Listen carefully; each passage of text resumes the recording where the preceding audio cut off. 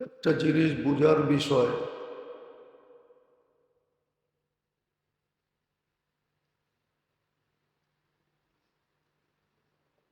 যে আল্লাহ জাল্লে জালালুহু আম্মা নওয়ালুহু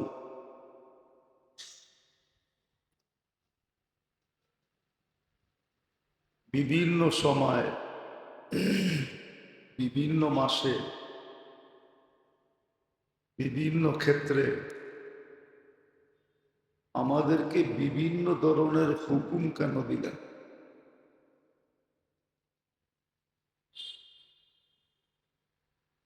এটা বড় বুঝার বিষয়। বিভিন্ন সময় বিভিন্ন মাসে বিভিন্ন ক্ষেত্রে আল্লাহ আমাদেরকে বিভিন্ন ধরনের হুকুম কেন দিলেন?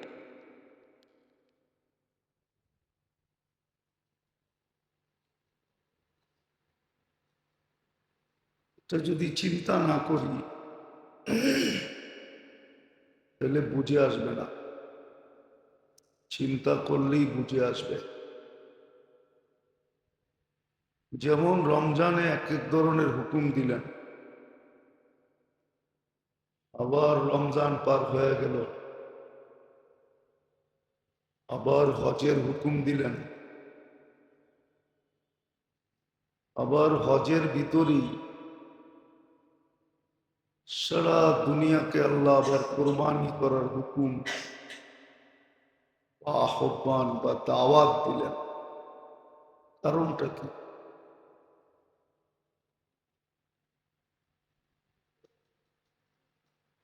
কারণটা কি? এটা বাবার বিষয়। কোরবানি জিনিসটা কি? রমজানে তো রোজা কম বেশি বুঝলাম, হজও বুঝে আসলো যে হজ কেন করতে হবে। এটা আগেও বলা হয়েছিল, এখনো বলা হইতেছে যে এশকের দাবি হলো দিদার। রোজা এশকের প্রতিফলন ছিল। এশক বলে মোহব্বতের শেষ স্তরকে, ওটার দাবি ছিল হজ।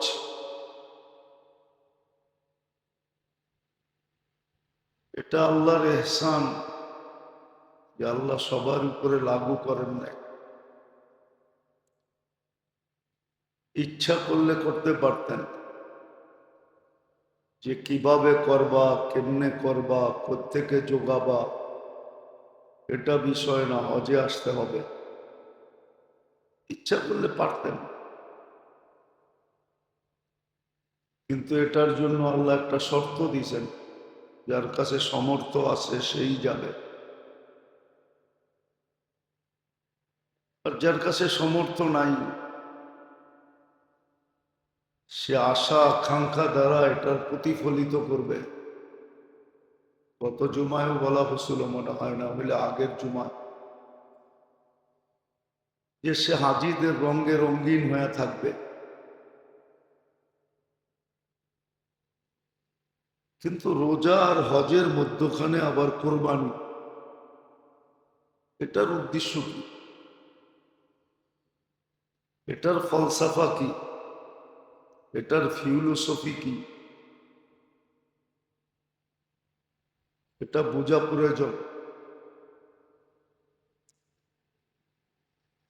কেননা দেখলে দেখা যায়, গভীরভাবে চিন্তা করলে বোঝা যায় যে আমাদের জীবনটা তিন জিনিসের সমন্বয়। একটা তো আমাদের শরীর,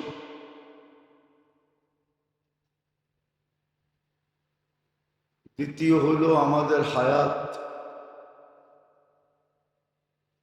যেটাকে জিন্দেগি বলে বা জীবন বলে, হায়াত। এর মধ্যখানে আরেকটা জিনিস আছে, মিম্মা রাযাকনাহুম, আল্লাহ আমাদেরকে যতটুকু দিছেন, আর্থিক সচ্ছলতা, সয় সম্পদ, ধন দৌলত, টাকা পয়সা, এই তিন জিনিসের সমন্বয়ে আমাদের জীবনটা। একটা হলো আমাদের দেহটা,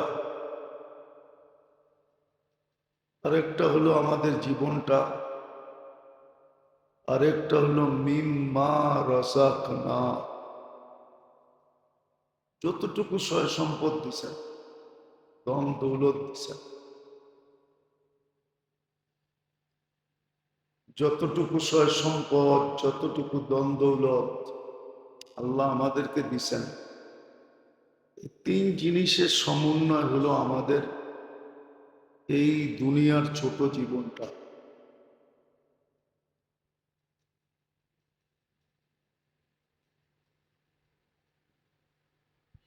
কোরবানি হলো দুই জিনিসের সমন্বয়।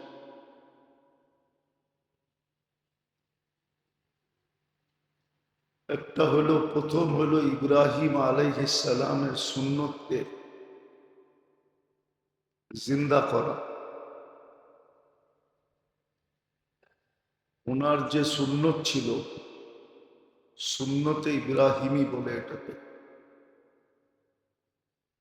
প্রথম তো হলো সুন্নতে ইব্রাহিমীকে জিন্দা করা। ইব্রাহিম আলাইহিস সালামের যে সুন্নত, এটাকে জিন্দা করা। এটার পিছনে একটা লম্বা ইতিহাস আছে। শর্টে এতটুকুই বলা যায়,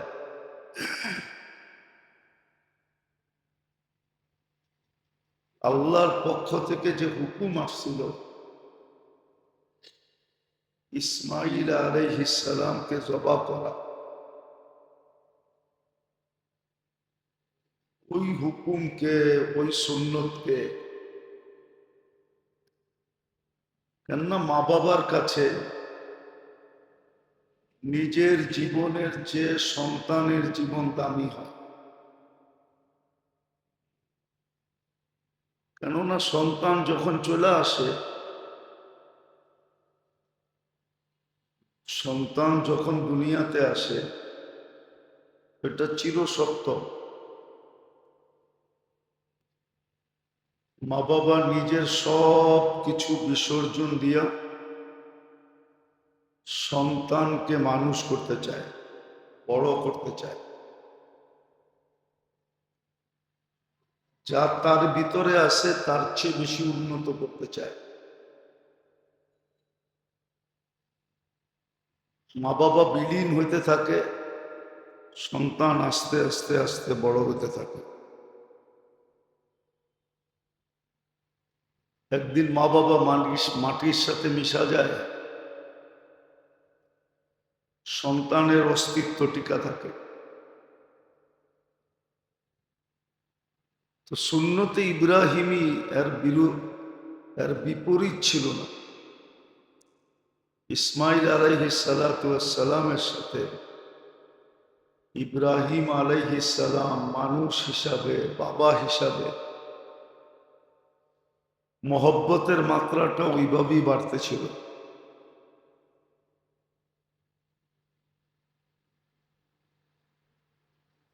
কিন্তু পরীক্ষামূলক আল্লাহ দেখতে চাইতেছিলেন, আল্লাহ জানেন।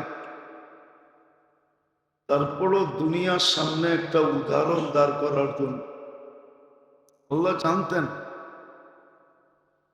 যে সন্তানের সাথে যতই ভালোবাসা হোক, মহব্বত হোক,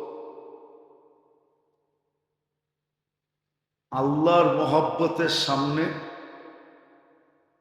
ইব্রাহিম আলাইহিস সালামের জন্য এটা বড় তুচ্ছ, বড় সামান্য। এটা আল্লাহ জানতেন।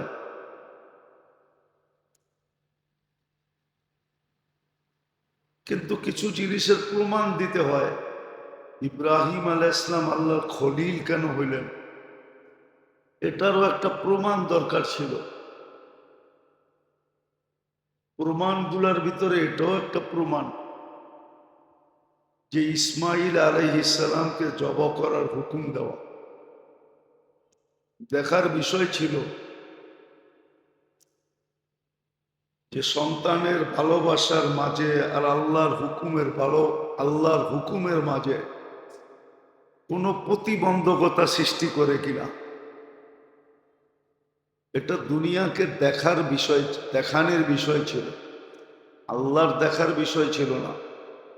আল্লাহ তো জানতেন যে ইব্রাহিম আলাইহিস ইসলাম কি করবেন, কিন্তু দুনিয়াকে দেখানোর বিষয় ছিল, যাতে দুনিয়া এই কথা মানতে রাজি হয়। সহি ব্রেনওয়ালারা, যাদের এটা ঠিক রাখছেন আল্লাহ, আর যাদের ঠিক নাই এরা ওই সময়ও প্রশ্ন করছে, এখনো করতেছে। যেমন আমাদের সমাজের কিছু লোক আছে যারা এখনো প্রশ্ন করে, একদিনে এতগুলা প্রাণীকে বধ করার কি দরকার? হুম? প্রাণী হত্যা মহাপাপ, ঠিক না? আমাদের সমাজে এখনো কিছু লোক আছে যারা বইলা বেড়ায় এতগুলা গরু ছাগলকে জবাই করার কি দরকার? এগুলো তো প্রাণী, ঠিক না? হুম? প্রাণী যদি আপনি বলতে চান তাহলে উদ্ভিদও একটা প্রাণী। উদ্ভিদ বোঝেন কি? কি? গাছপালা, শাক সবজি, ঠিক না? হুম? তাহলে তো শাকসবজিও খাওয়া যাবে না, ঠিক না? হুম? খাইবেন কি হাওয়া? ওদেরকে হাওয়া খাইতে দেওয়াই উচিত। কেননা উদ্ভিদ ও বিজ্ঞান বলে একটা প্রাণী, ঠিক না? উদ্ভিদ কি প্রাণী না? কি আপনারা স্বীকার করেন না? বিজ্ঞান বলে না? তো উদ্ভিদও তো একটা প্রাণী। এই যে শাক সবজি খায় যারা, যারা বলে আমিষ, কি কি আমিষও তো একটা উদ্ভিদের অন্তর্ভুক্ত, ঠিক না? হ্যাঁ? কি গাছের থেকে যে লাউটাকে কাটেন, ক্ষেতের থেকে যে সবজিটা উঠান, এটাও তো একটা উদ্ভিদ, এটাও তো একটা প্রাণী, ঠিক না? কি এটাও তো খাওয়া যাবে না, ঠিক না? এটাও তো বধ করাই হয়, ঠিক না? কি বলেন? ওদের জিজ্ঞাসা করলে আল্লাহ জানে কি জবাব দিবে।